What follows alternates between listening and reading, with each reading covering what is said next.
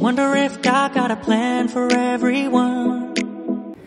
Hai guys, balik lagi dalam sesi ngopi. Kali ini gue bareng sama teman gue, udah lama banget. Terus kali ini kita ketemu di Kemensos. Jadi gue pengen ngajak Prilly keliling-keliling Kemensos dan mau tanya-tanya tentang seputar pengalamannya. Tapi sebelumnya Prilly, kenalkan dulu nama Pril. Nama saya Esra, tapi dipanggil Prilly.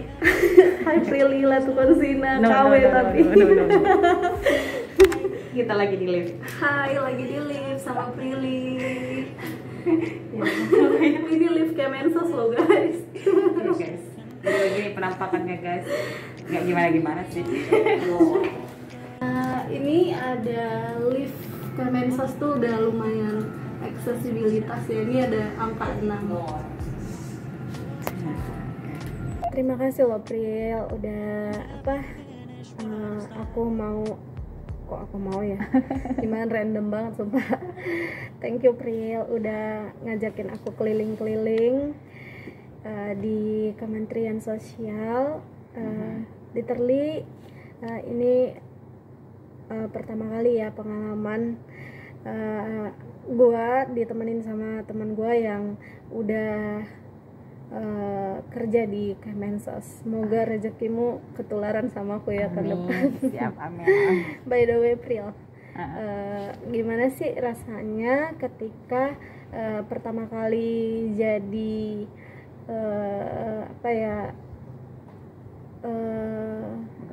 pegawai Kemensos? Kalau perasaannya sih nano ya dia. Nano kayak Iya, jadi pertama pasti bangga gitu kan, bangga. Siapa sih agak bangga ketika naiknya karirnya naik kayak gitu. Aku dari pendamping PKH sekarang kerja jadi PNS di Kementerian Sosial, itu bangga. Tapi ya dari perjalanan waktu sampai di sini ya karena aku memang tipe orang yang susah jauh dari rumah, dari keluarga, dan ini pertama kali ngerantau. Di awalnya cukup struggle di adaptasi sih. Tapi ini challenge baru lah ya buatmu ya Pril ya. Iya, ini benar-benar baru, fase hidup yang benar-benar bisa dibilang hampir 180 derajat berbeda ya dengan sebelumnya, karir sebelumnya gitu.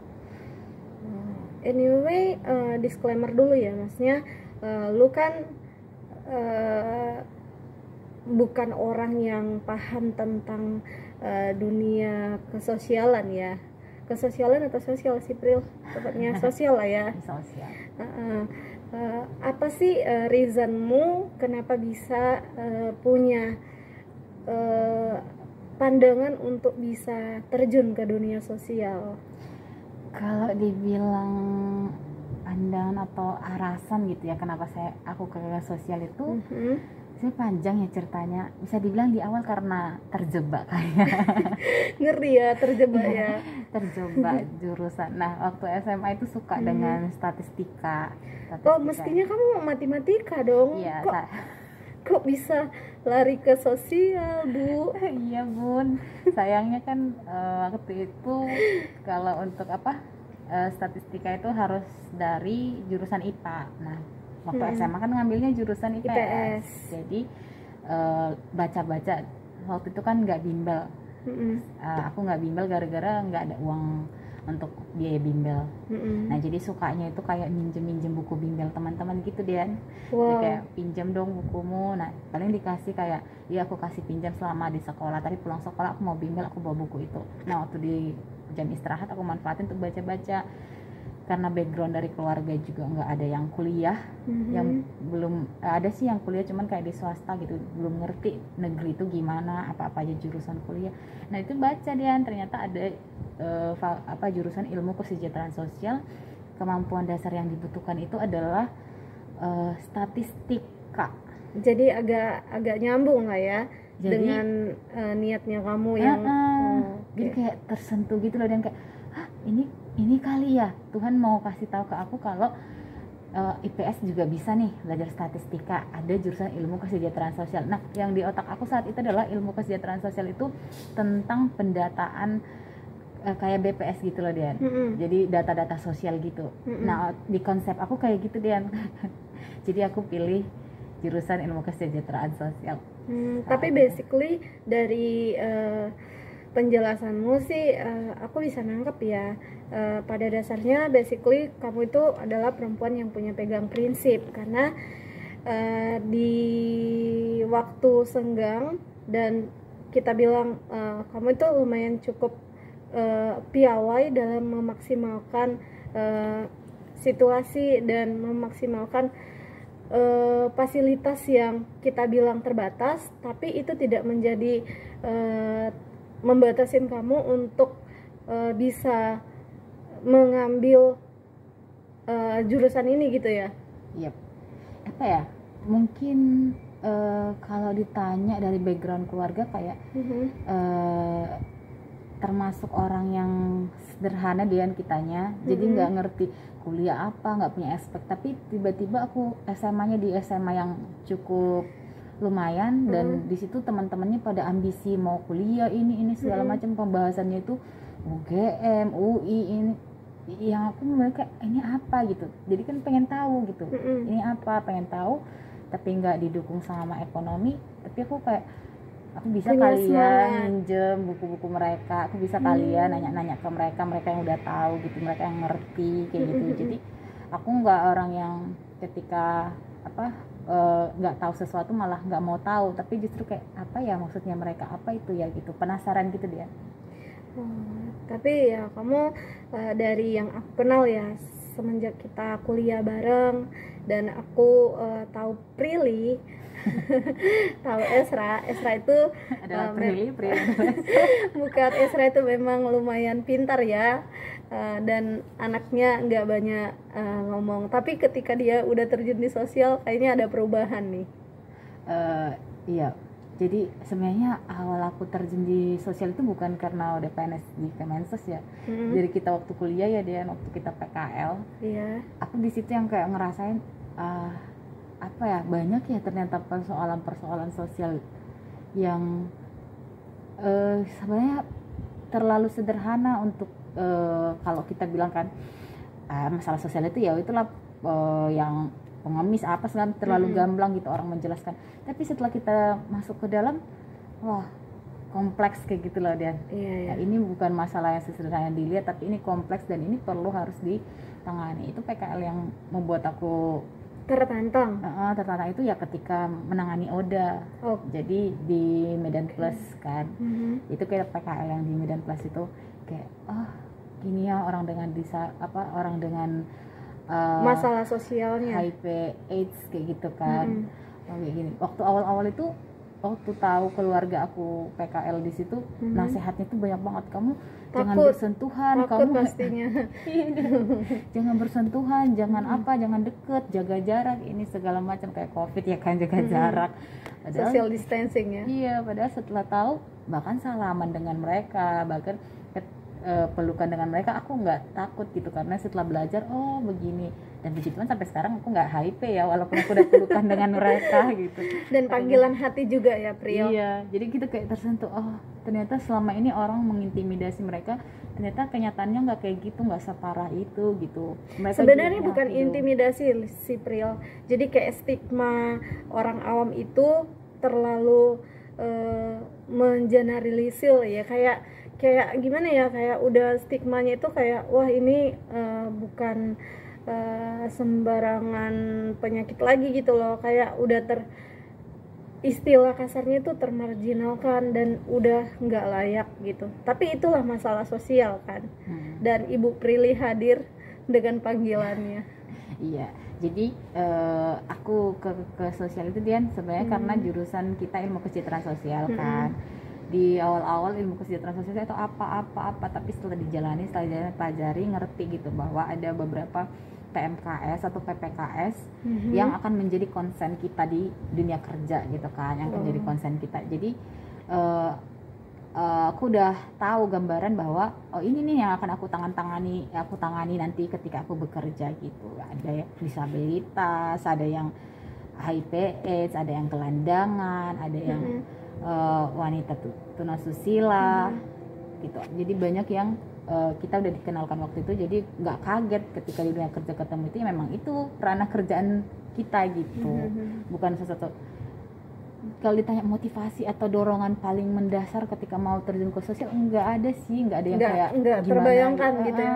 yang aku pikirkan itu hanya aku belajar ilmu kesejahteraan sosial, aku tahu apa-apa aja yang lingkup yang harus ditangani, ya udah.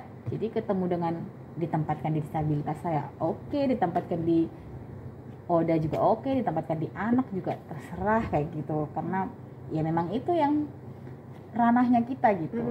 Kecuali kalau disuruh mengobati penyakit, ya enggak ranah saya dong, itu dokter. Tapi kita dokter tahu, dokter sosial. Iya, tapi kan bukan dokter fisik. Iya, kita nggak bisa ngobatin. Iya. Misalnya dia sakit apa gitu, luka di tangannya, saya nggak tahu resep obatnya itu apa gitu. Tapi kalau dia misalnya ada masalah, misalnya dia anak terlantar, ya itu ranahnya kita harus bantu dia survive kan gitu. Pril, tadi kan kamu ada nyinggung ya, tadi salah satu di antara PPKS atau PMKS sekarang? Kalau dulu PMKS, sekarang PPKS. Iya, ada disabilitas ya. Iya. Nah, sekarang kan lu juga nanganin disabilitas kan? Betul. Setelah kamu lulus nih PNS. By the way, congratulations ya Pril. Thank you. Udah setahun ya Bun, baru congratulations. Karena kita baru ketemu kan, Say. Jadi aku bilang congratulations again. Dan kembali lagi yang pertanyaan aku, ketika kamu nanganin disabilitas, apa hal yang menurut kamu itu bisa bikin kamu jadi kayak tersadarkan bahwa hidup ini tidak sesederhana yang tadi yang kamu bilang gitu loh, Pril? Kompleks ya. Disabilitas itu bukan aku ketemu pas udah di Kemensos aja ya, dia bukan karena aku di sini kan ditempatkan di Direktorat Rehabilitasi Sosial Penyandang Disabilitas, yang memang direktorat itu yang concernnya itu untuk penanganan masalah disabilitas kan. Itu aku nggak ketemu di sini, itu disabilitas itu bukan hal pertama ketemunya di Kemensos, tapi waktu aku pendamping PKH. Jadi tapi enggak itu juga sih, aku kan juga disabilitas. Kalau ngomong-ngomongin soal itu, pertama kali ketemu aku dulu deh di kampus. Ya tapi yang aku tanganin itu kan kamu nggak aku tangani deh ya, masih aku nggak lagi, kamu nggak lagi. Masa ya teman menanganin teman ya. Iya, dan kamu juga kan belajar disabilitas, artinya udah survive gitu. Nah, tapi ini kan penyandang disabilitas yang memang penerima bantuan, yang mengalami masalah lah ya. Nah itu aku ketemunya itu, aku waktu itu ketemu sama 3 penyandang disabilitas, 4 sih, satunya lagi tuh nggak terlalu parah, maksudnya dia cuman menggunakan kursi roda dan masih bisa beraktivitas. Dia punya warung, dia jualan warung sendiri, dan keluarganya itu termasuk orang kaya di Siantar gitu dia. Tapi dia anaknya disabilitas pakai kursi roda dan usianya itu udah 30 apa 40. Dia emang nggak menikah tapi dia punya warung. Dia bukan disabilitas yang manja gitu loh, dan bukan disabilitas yang pasrah dengan hidup, merasa nggak berarti apa sih, enggak, dia itu yang survive kayak gitu. Nah ada 3 lagi nih selain dia itu disabilitas yang berat. Yang berat itu seperti apa, Pril? Jadi karena viewersnya pun mungkin nggak ngerti ya ringan berat tuh, kamu boleh jelasin nggak yang ringan itu seperti apa, berat itu yang bagaimana?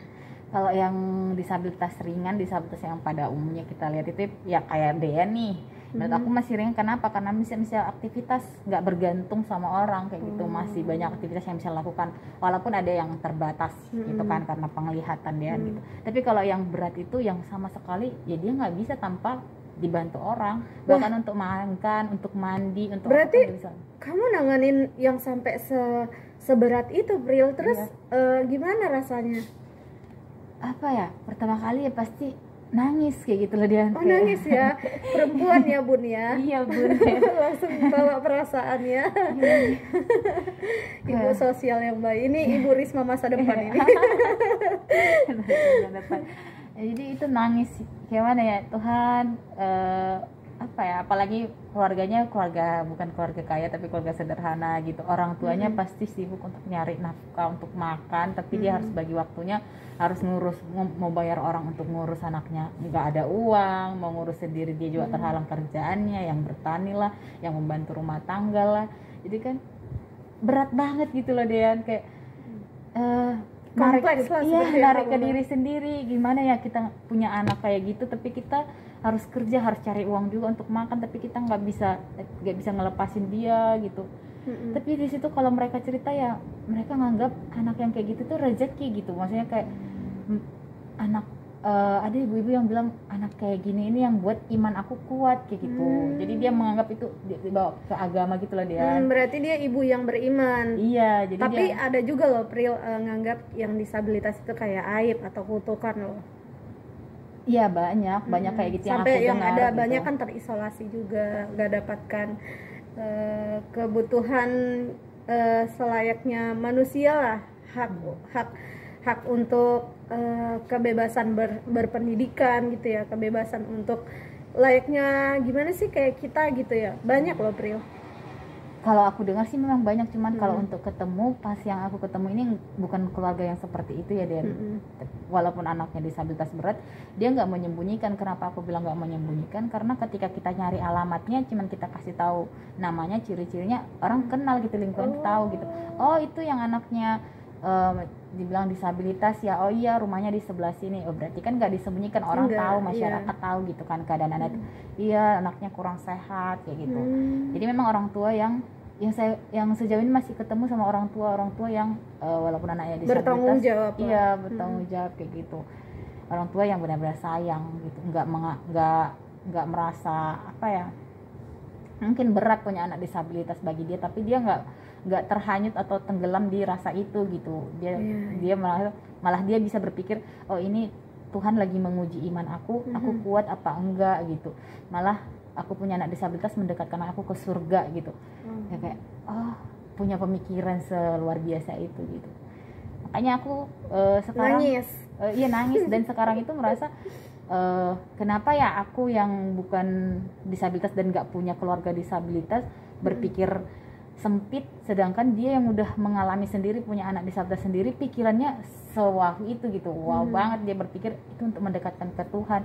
Lah kenapa saya yang malah bisa berpikir sayang kali dia punya anak disabilitas ini, atau mengasihani kayak gitu, padahal dia aja nggak perlu dikasihani gitu loh. Dia orang tua yang memang kuat, dan anaknya juga karena aku itu ketemu yang disabilitas berat sejak lahir udah sampai usia 20-an tak gitu.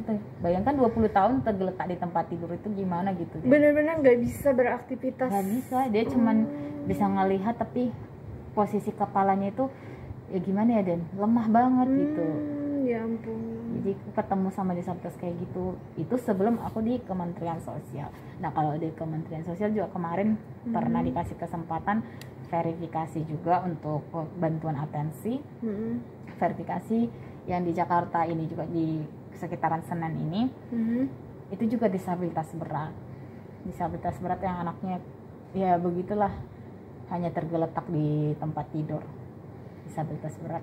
Ada juga yang disabilitas berat juga karena selain dia fisik, IQ-nya dia juga, intelektualnya dia juga di bawah rata-rata kayak gitu. Jadi dia secara fisik sudah disabilitas, ditambah lagi dengan intelektualnya dia gitu. Gitu. Jadi udah ketemulah beberapa disabilitas. Iya ya Pril. Terus menurut lu Pril, udah sejauh mana sih attention-nya pemerintah untuk disabilitas di Indonesia Pril?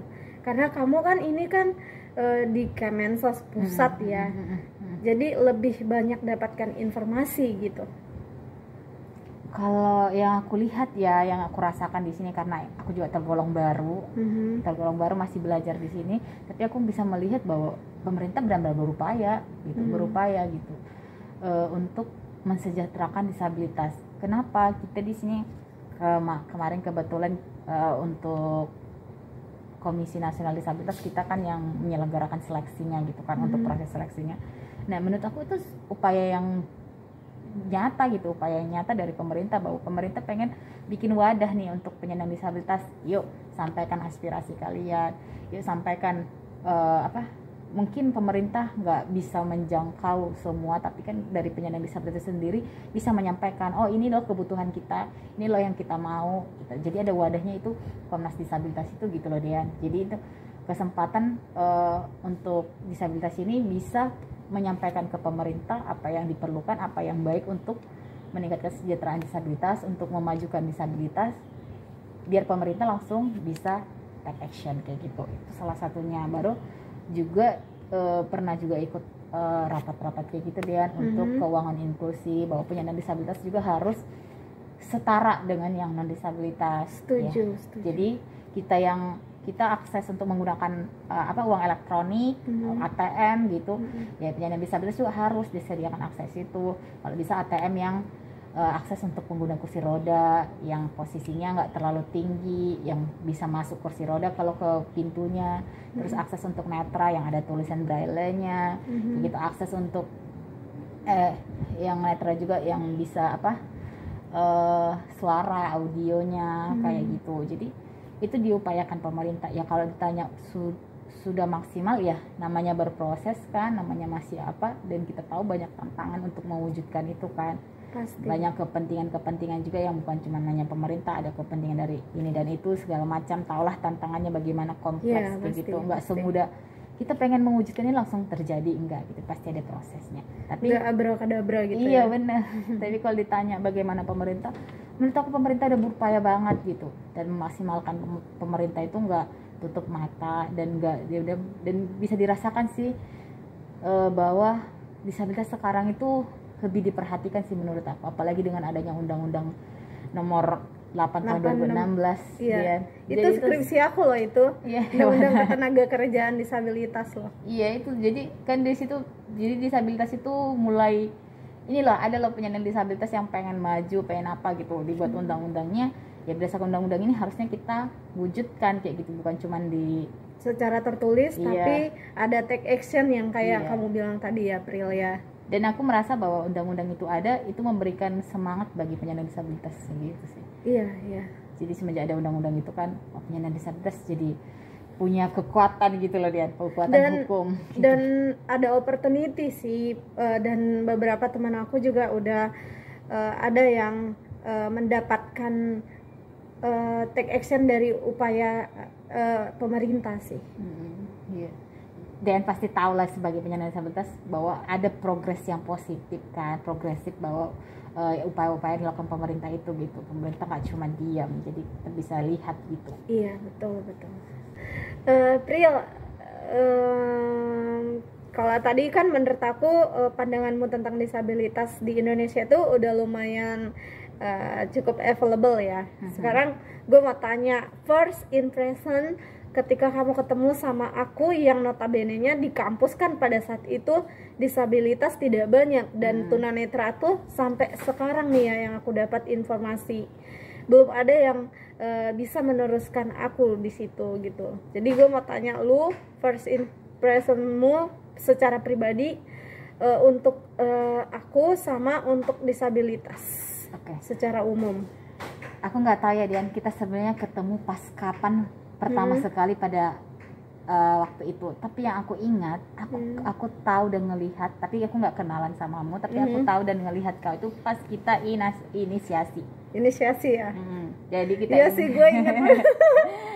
Gila sih itu. Jadi dari situ kita jadi dekat ya, April.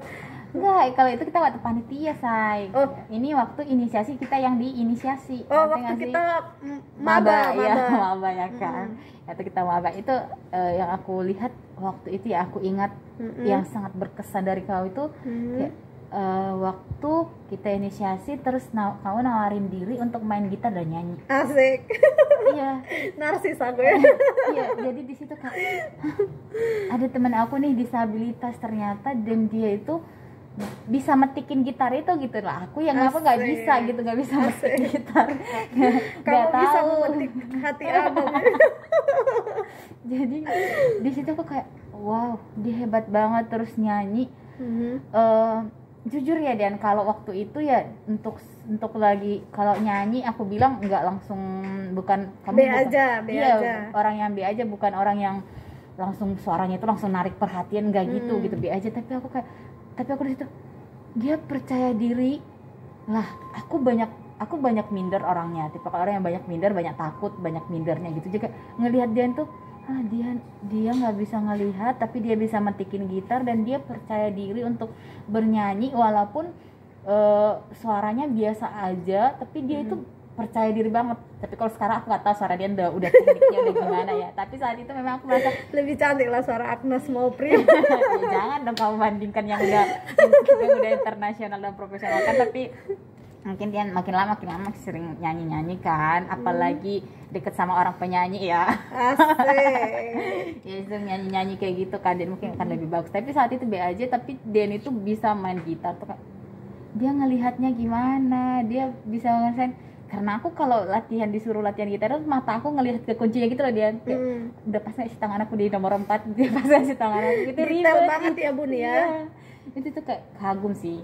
Aku nggak tuh ketemu sama Dian tuh, terus Dian kan aktif kalau ngomong sama senior itu kayak ya ngomong biasa aja, nggak ada kayak takut-takut. Sedangkan ada sebagian besar itu teman-temanku kayak iya bang, iya kak, kayak hormat gitu, tau gak sih Dian yang Dewi gitu. Nah, sedangkan Dian itu ya biasa aja, nganggap ini bukan suatu yang gimana gitu, biasa aja santai gitu.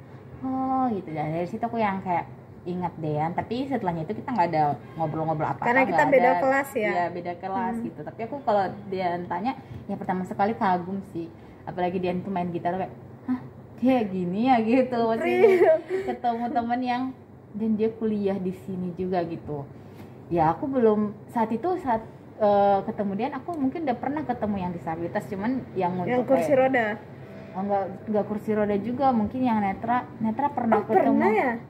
Ketemu cuman itu Dean ya, maksudnya nggak kayak Dean survive, tapi dia yang ya suka apa sih kayak minta-minta gitu sih Dean. Jadi kayak PMKS lah. Iya, jadi kayak ngelihat Dean tuh wow. Ini orang bisa jadi inspirasi sih. Asik, buat makasih loh. Iya. Kamu sudah memuji aku. Serius. Aku takut jatuh dari gedung lantai 6 ini loh.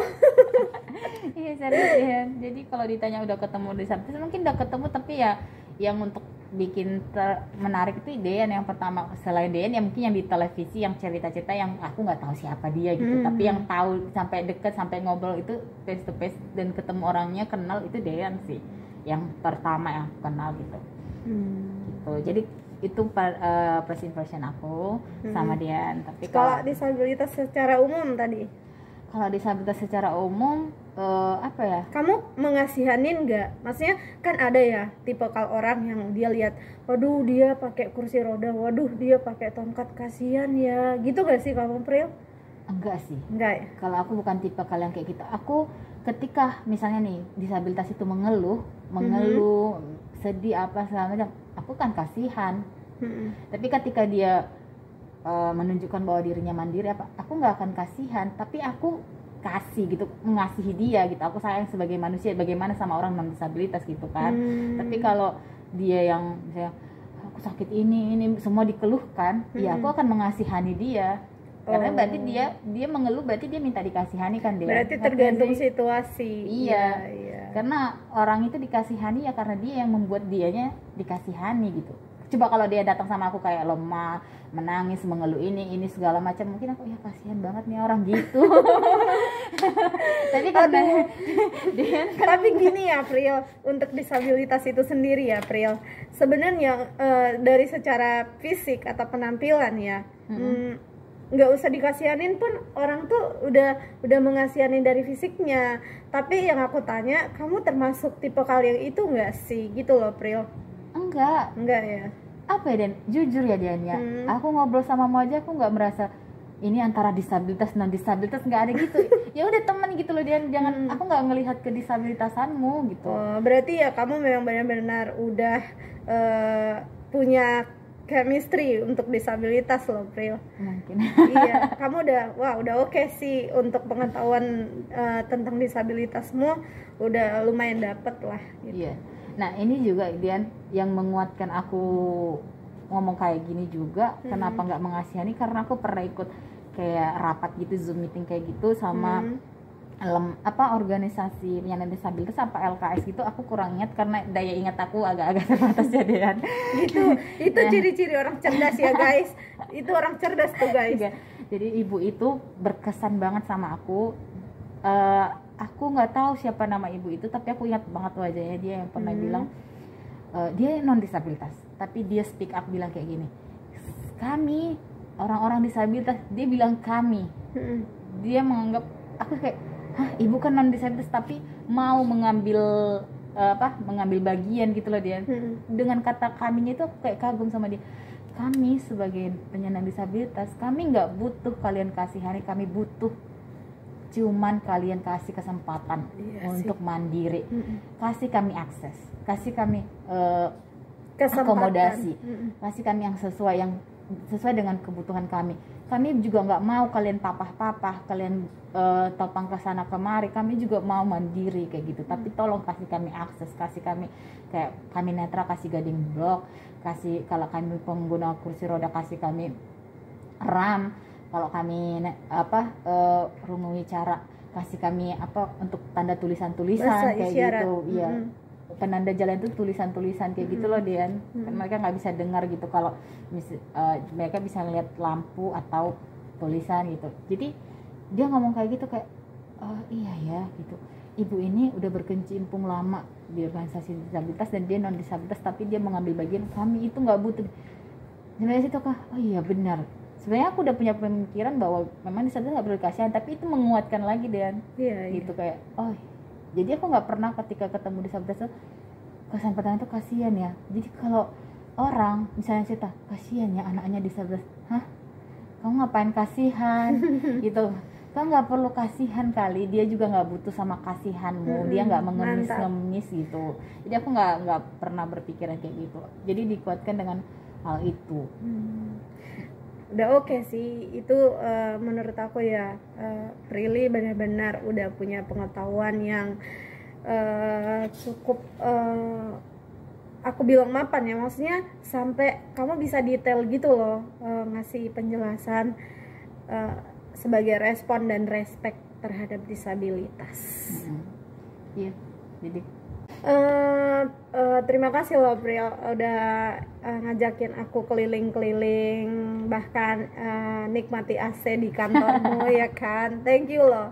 Dan aku berharap tahun depan aku bisa ada di sini ya. Amin. Aku mau coba karena aku udah cukup cukup kenyang di dunia olahraga, jadi aku mau coba hal-hal baru. Jadi gue tuh sebenarnya ada kemiripan sama lu ya, karena aku juga senang hal-hal yang baru juga. Dan tahun depan aku tuh berharap aku menemukan hal baru di Kemensos ini. Amin, semangat.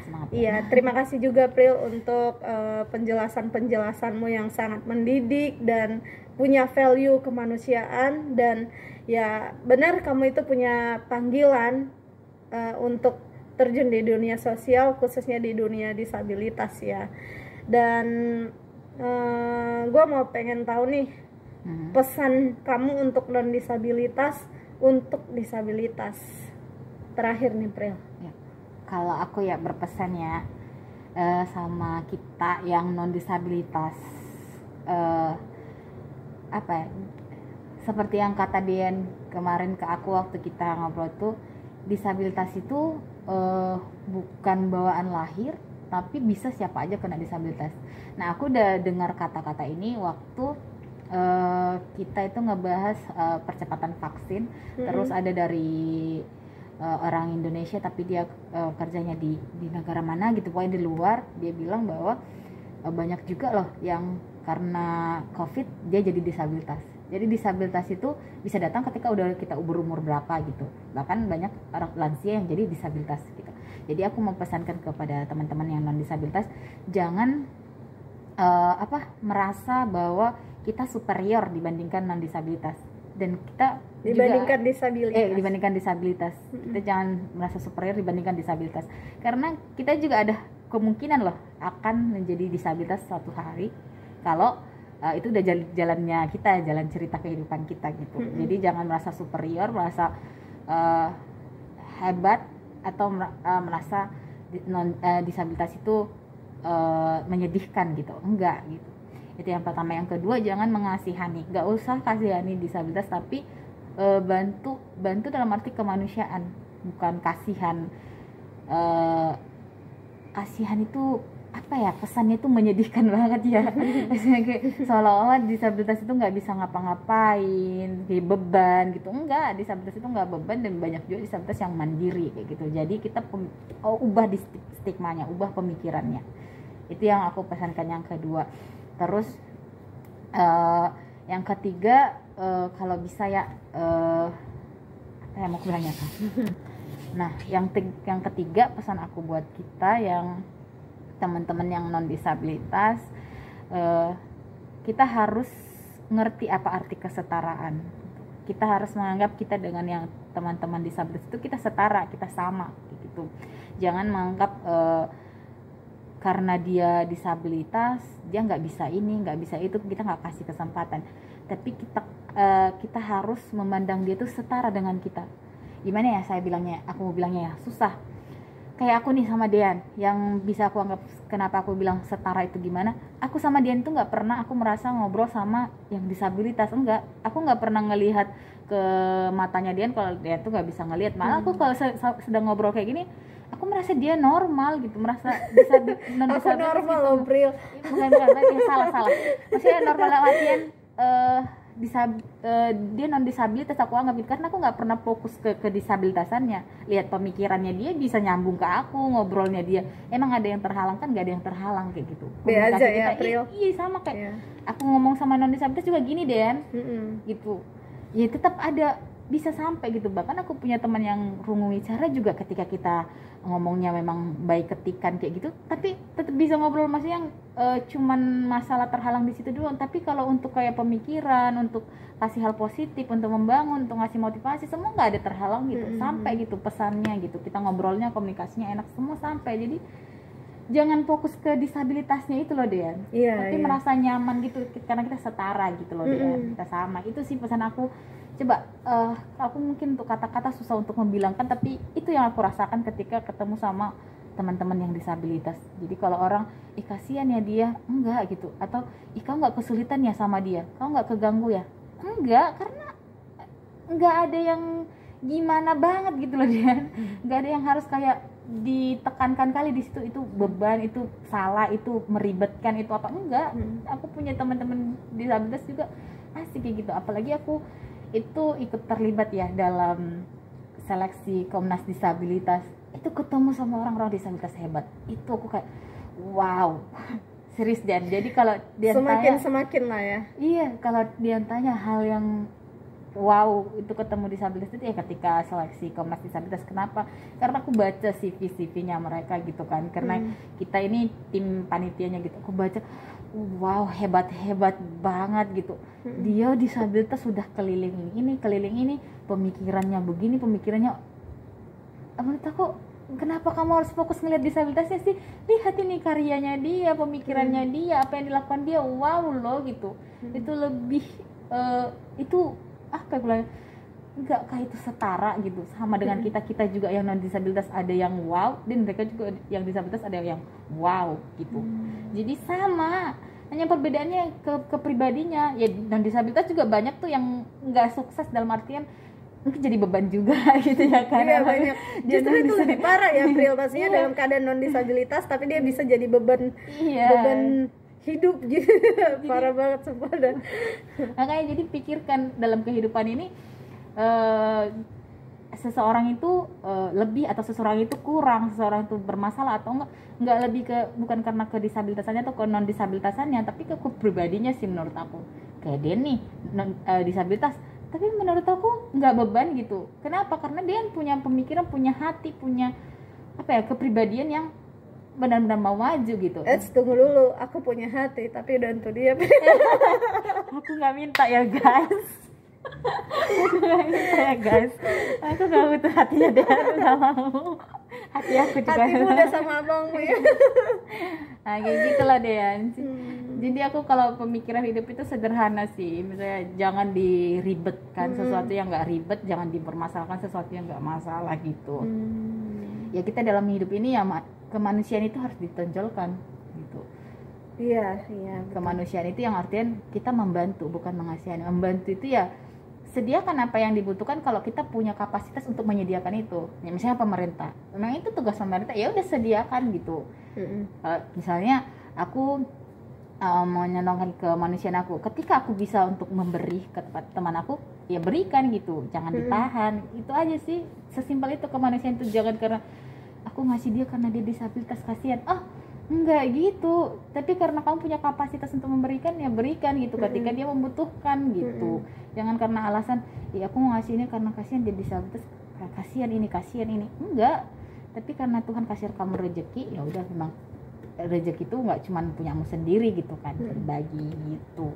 Itu sih, jadi semua punya tugas masing-masing, dan kalau bisa utamakan kemanusiaan daripada hanya melihat sisi-sisi yang dikasihani itu. Wah, super sekali. Ini benar-benar jadi Esra Teguh ini. Tapi aku Esra Teguh, kalau Maria Teguh ya bagus kalau mengatur kalimatnya. Kalau Esra yang satu ini kayaknya aku ngomong berantakan jadi aduh. Enggak sih, yang paling penting itu sih that is point yang aku tangkap tuh, dia bilang kesetaraan, dan memang kita itu butuh kesetaraan ya, dan tidak butuh dikasihanin, kita itu butuh opportunity. Dan harapan aku sih semakin banyak Esra di luar sana ya, semakin banyak Esra yang di luar sana yang punya pemikiran yang jauh lebih kemanusiaan dari seperti yang dituangkan Esra, maksudnya yang dipaparkan dari tadi gitu ya. Aku berharap banyak nanti muncul Esra sosial di luar sana, sehingga kita bisa ada pepatah bilang duduk sama rata, berdiri sama tinggi. Jadi tidak ada perbedaan, tidak ada diskriminasi ya.